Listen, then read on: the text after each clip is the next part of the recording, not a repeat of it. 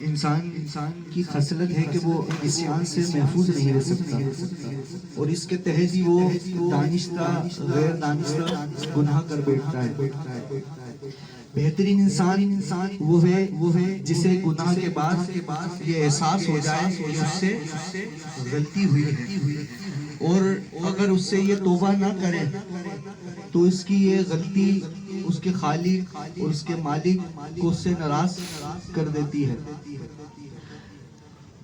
اور اسے یہ برداشت نہیں کہ اس کا معبود، اس کا مالک کسی صورت اس سے ناراض ہو جائے۔ اسی لیے وہ فوری طور پر اپنے کریم اللہ کی بارگاہ میں گڑ گڑاتا ہے اور یہ عہد کرتا ہے کہ اس گناہ کو میں آئندہ نہیں کروں گا، اس کا پکا مصمم ارادہ کرتا ہے اور توبہ کرتا ہے۔ پھر اللہ کی بارگاہ میں حاضر ہوتا ہے، اے مالک الملک، اس مرتبہ تو معاف کر دے، آئندہ میں یہ گناہ نہیں کروں گا۔ اچھا، یہ جو عمل ہے کہ بندہ توبہ کرے، اس کے دل میں ملامت ہو، اس کو جو یہ احساس ہوتا ہے تو یہ نیک لوگوں کے حصے میں آتا ہے احساس، ورنہ کتنے ہی بد نصیب ایسے ہیں کہ صبح سے شام تک گناہ کرتے ہیں، گناہ گار ہیں، بدکار ہیں، سیاہ کار ہیں، اس کے باوجود وہ دنوں رات گناہ کرنے کے بعد رات کو گہری نیند سو بھی جاتے ہیں۔ تو یہ خوش نصیب لوگ ہوتے ہیں کہ اگر گناہ ہو بھی جائے اور یہ جو ان کو احساس ہوتا ہے پھر اللہ کی بارگاہ میں وہ توبہ کرتا ہے، تو یہ بھی نیک لوگوں کا حصہ ہے۔ اور بہترین انسان وہی ہے کہ جب وہ گناہ کر لے، وہ غلطی کر دے، تو اس کو یہ احساس ہو کہ اس گناہ، اس غلطی سے میرا مالک مجھ سے ناراض ہو جائے گا، اور میرا مالک مجھ سے ناراض ہو جائے، مجھے یہ برداشت نہیں۔ لیکن آج حقیقتاً ہم نے اپنے رب کو ناراض کرا ہوا۔ یہ جو کرونا وائرس عذاب کی صورت میں آئے نا، اصل بات یہی ہے کہ ہم نے اپنے رب کو ناراض کر دیا ہے۔ مسجدوں سے آواز آتی تھی، حی علی الصلاۃ، کہ آؤ نماز کی طرف۔ اس وقت کوئی نماز کی طرف نہیں گیا۔ جب یہ کرونا وائرس کا خوف آیا تو پھر لوگ نماز کی طرف جا رہے تھے۔ جب مسجد پکار رہی تھی کہ حی علی الفلاح، کہ کامیابی کی طرف آؤ، تو دنیا دار وہ یہ کہہ رہا تھا کہ میں آج مصروف ہوں، میرے کو بھروسہ ہے، میرے کو یقین ہے یہ کرونا وائرس مجھے کچھ بھی نہیں کہے گا۔ وہاں آج اس کو یہ یقین ہے کہ کرونا وائرس اسے کچھ نہیں کہے گا، لیکن اس دن اس کو اس بات کا یقین نہیں تھا کہ میں اگر نماز پڑھنے چلے جاؤں تو میری روزی میں اللہ کوئی کمی نہیں کرے گا۔ اسے اس بات کا یقین نہیں ہے کہ پروردگار رزق دینے پہ قادر ہے، اس کی ذمہ داری ہے۔ جب اس پروردگار کی یہ ذمہ داری ہے کہ وہ اسے رزق دے گا، اس بات پر تو اس کو بھروسہ ہے نہیں، جبھی تو وہ یہ ریپیٹ کر رہا ہے بار بار، سمجھ میں نہیں آ رہی، زور لگ رہا ہے، میں 2 منٹ اور بات کروں گا پھر سے۔ تو اس وقت یہ اس کو کمائی کی فکر کہ میں دکان بند کر کے جاؤں گا، میرے گاہک چلے جائیں گے، میرے کسٹمر کٹ جائیں گے، یا میری تنخواہ کٹ جائے گی، یا میری دہاڑی کٹ جائے گی، میری آج تو اسے یہ یقین ہے کہ کرونا وائرس اسے کچھ نہیں کہے گا۔ یقین ہے بھائی، گناہ گار ہے، اس کے باوجود بھی یقین ہے، لیکن اس وقت یہ یقین نہیں تھا کہ میری روزی میں کچھ نہیں ہوگا، کوئی کمی نہیں آ جائے گی، لیکن اس پہ جس کا اللہ رب العزت نے ذمہ داری لی ہے اس پر ہمیں یقین نہیں تھا۔ آج مسجدوں کی طرف جا رہے ہیں، جب مسجد میں یہ اعلان ہوتے تھے کہ آؤ نماز کی طرف آؤ، جب مسجد کا فرش یہ پکار کے کہہ رہا تھا کہ مجھے تم لوگوں کے سجدوں کی ضرورت ہے، نوجوانوں آؤ، مجھے تمہارے سجدوں کی ضرورت ہے، مجھے آباد کرو، یہ رب کا گھر ہے، آباد تم نوجوانوں نے کرنا ہے۔ اللہ کو نوجوانی کی عبادت پسند ہے، اللہ رب العزت کو جوان کے سجدے پسند ہے۔ تو مسجد چیخ کر یہی کہہ رہی تھی، کس صورت میں کہ مؤذن کی صورت میں مسجد کے فرش یہی کہہ رہے تھے، در و دیوار یہی چیخ کے کہہ رہے تھے کہ آؤ مجھے آباد کرو، آج میرا فرش تمہارے سجدوں کے لیے ترس رہا ہے، پر آج ہم نماز کے لیے ترس رہے ہیں۔ نوجوان آج فجر کی نماز میں 4 5 صفحے ہیں، اس سے پہلے ایک صفحے مکمل نہیں ہوتی تھی۔ تو کرونا وائرس کے خوف نے مسجدوں میں ہمیں بھیجنا تو شروع کر دیا، پر مسجد نے ہمارے منہ پہ تھپڑ مارا، کہا جاؤ دفع ہو جاؤ، آج مجھے تمہاری کوئی ضرورت نہیں، جاؤ اپنے گھروں میں نماز پڑھو۔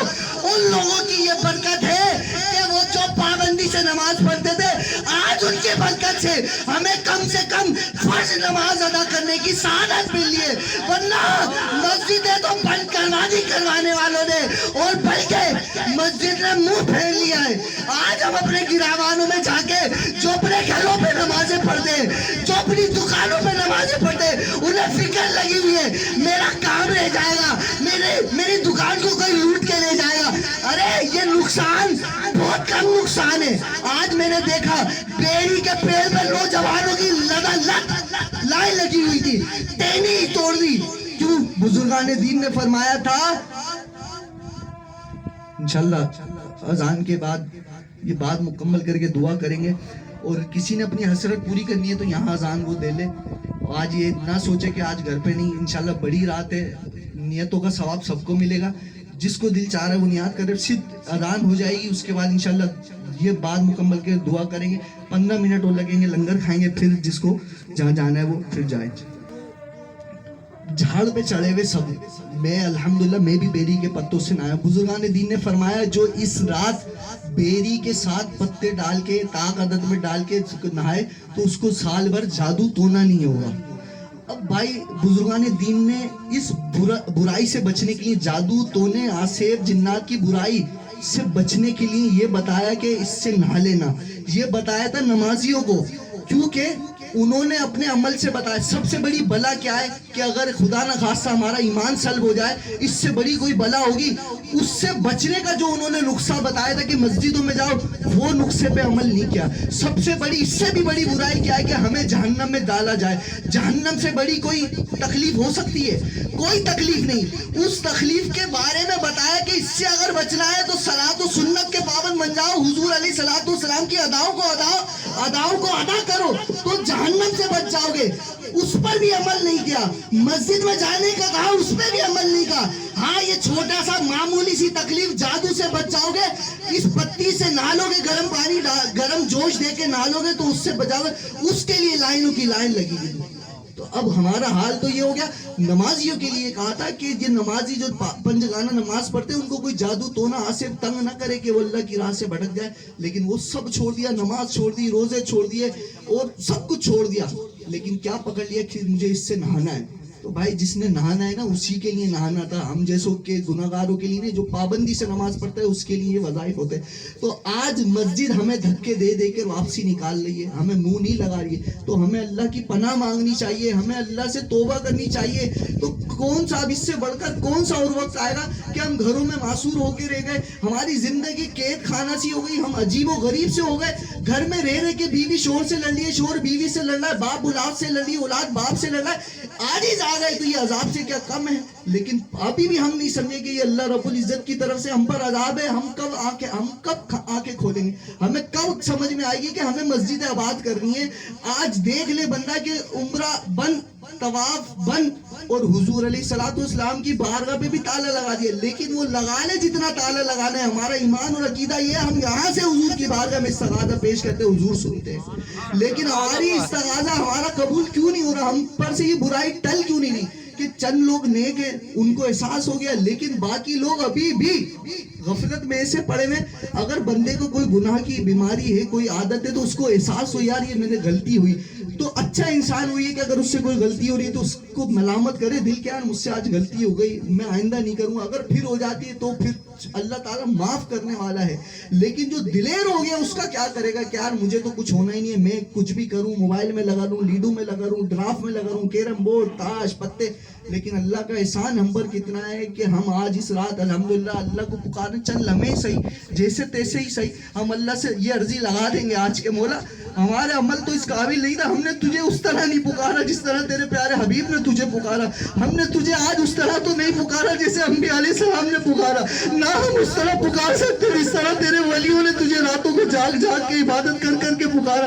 ہم گناہگار، سیاہ کار، خطا کار، یہاں تک کہ ماں باپ کے نافرمان، دنیا کے ستائے ہوئے، اپنی روزی کے لیے پریشان حال، ہم سے جیسا تیسا تیرا ذکر ہوا، تیرے महबूब का जिक्र हुआ, तुझे तेरे महबूब का ही वास्ता तू कबूल कर ले और हमसे ये अजाब दूर कर ले। और आज यकीन करिए कि परवरदिगार जब दुनिया आसमान पे जब तजल्ली फरमा रहे अपनी शान के लाए, तो वो क्यों नहीं नवाजेगा?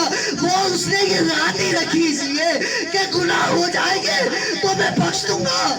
और कितने बख्शेगा अल्लाह गुनाह, कितने बख्शेगा? अम्मा आयशा फरमाती है, हुजूर ने फरमाया मेरा मौला आज की रात गुनाहगार लोगों को, इतने लोगों को बख्शेगा कि बड़ी कल्ब की बकरियां, उतनी तादाद नहीं, सबसे ज्यादा बड़ी कल्ब की बकरियां होती थी, उनकी तादाद नहीं, उनके बालों की तादाद के मुताबिक उससे भी ज्यादा अल्लाह अपने गुनाहगार बंदों की बख्शिश करेगा। तो फिर क्यों नहीं हम गुनाहगारों की आज बख्शिश होगी? जब इतने गुनाहगारों की बख्शिश अल्लाह कर रहा है तो हम क्यों महरूम रहेंगे? इंशाअल्लाह इंशाअल्लाह हुजूर के सदके हमारी भी बख्शिश होगी, हमसे पहले जो चले गए उनकी भी बख्शिश होगी, हमारी आने वाले नस्लों की भी होगी। और ये कोरोना वायरस इंशाअल्लाह आज की रात की बरकत से पाकिस्तान से ये दफा होकर रहेगा, दफा होकर रहेगा, दफा होकर रहेगा। जिसको रब की रहमत पे उम्मीद है आज की आगे मांगेगा, शर्माएगा नहीं। कौन शर्माता है भीख मांगने से अपने आका के आगे, बादशाहों के आगे सर झुकाने से कौन शर्माता है? ये तो हकीकी बादशाह है जो आसमान दुनिया में आज तजल्ली फरमा रहा होगा अपनी शान के लायक, वो क्यों नहीं देगा?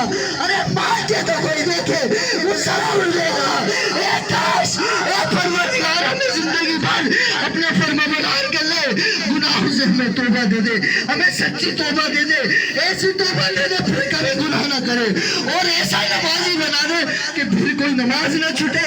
कुरान को ऐसा पकड़ ले जैसा रब ने कहा कि कुरान की रस्सी को मजबूती की से थाम लो। काश हमें वो रस्सी थामना नसीब फरमा दे।